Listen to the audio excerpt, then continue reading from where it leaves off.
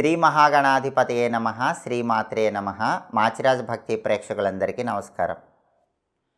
షష్టగ్రహ కూటమి అంటే ఏంటో, షష్టగ్రహ కూటమి ఎప్పుడు ఏర్పడుతుందో, ఈ షష్టగ్రహ కూటమి వల్ల ద్వాదశ రాశుల వాళ్ళకి ఎలాంటి ఫలితాలు వస్తాయో, షష్టగ్రహ కూటమిలో ఏ రాశి వాళ్ళకి ఏ గ్రహాలు యోగిస్తున్నాయో, ఏ గ్రహాలు వ్యతిరేక ఫలితాలు ఇస్తున్నాయో, షష్టగ్రహ కూటమి ఎన్ని నెలల వరకు దాని ప్రభావాన్ని చూపిస్తుందో, షష్టగ్రహ కూటమి సందర్భంగా గ్రహాలు యోగించాలంటే పాటించాల్సిన పరిహారాలేంటో, ద్వాదశ రాశుల మీద షష్టగ్రహ కూటమి ప్రభావం ఏ విధంగా పనిచేస్తుందో ఈ వీడియోలో మనం తెలుసుకుందాం.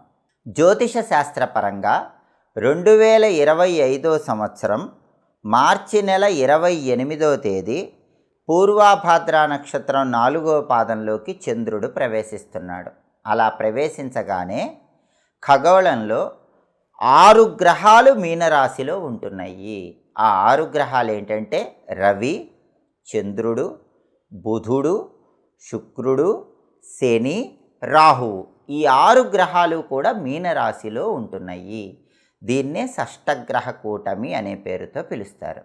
ఈ షష్టగ్రహ కూటమి అనేది మార్చి 28వ తేదీ పూర్వాభాద్ర నక్షత్రం 4వ పాదంలోకి చంద్రుడు ప్రవేశించగానే మీనరాశిలో ఏర్పడుతుంది.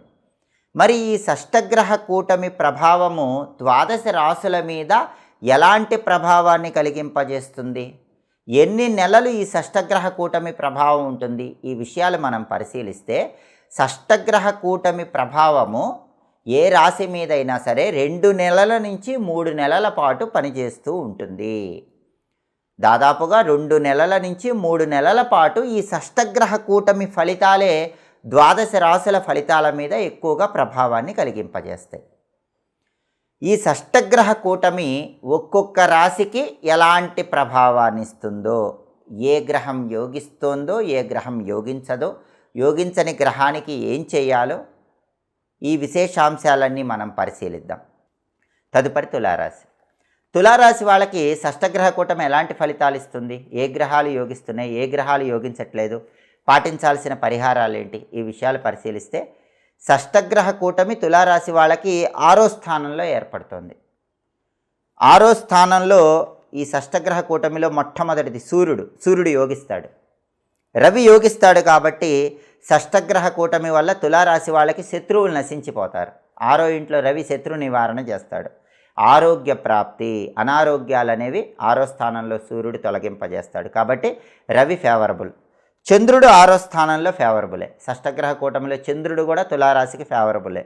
చంద్రుడు ఏం చేస్తాడు, ధన ఆదాయం ఇస్తాడు, గృహంలో శుభ కార్యక్రమాలు అయ్యేలాగా చేస్తాడు. ఒక పెళ్ళి కానీ, ఒక ఉపనయనం కానీ, ఇలాంటివి ఏవో ఫంక్షన్లు అయ్యేలాగా చేస్తాడు. అలాగే స్వస్థాన నివాస యోగం.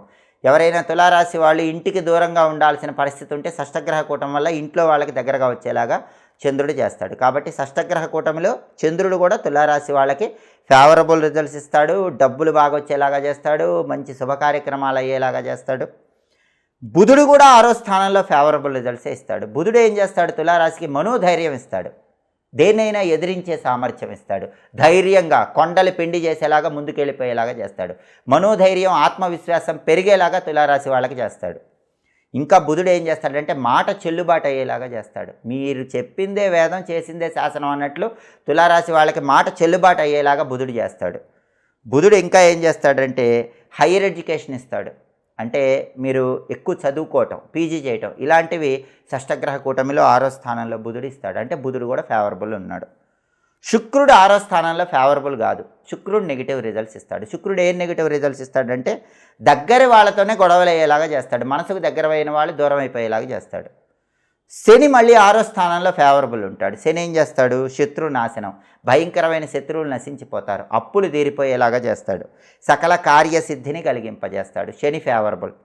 రాహువు కూడా 6వ స్థానంలో ఫేవరబులే. రాహువు ఏం చేస్తాడు, అనారోగ్యాలు పోగొడతాడు, విదేశాల్లో చక్రం తిప్పుతారు, విదేశాల్లో బ్రహ్మాండమైన సక్సెస్ సాధిస్తారు, విదేశాల్లో మీ మార్క్ మీరు క్రియేట్ చేసేలాగా చేస్తాడు. అంటే తులారాశి వాళ్ళకి షష్టగ్రహ కూటమిలో 5 గ్రహాలు ఫేవరబుల్గా ఉన్నాయి.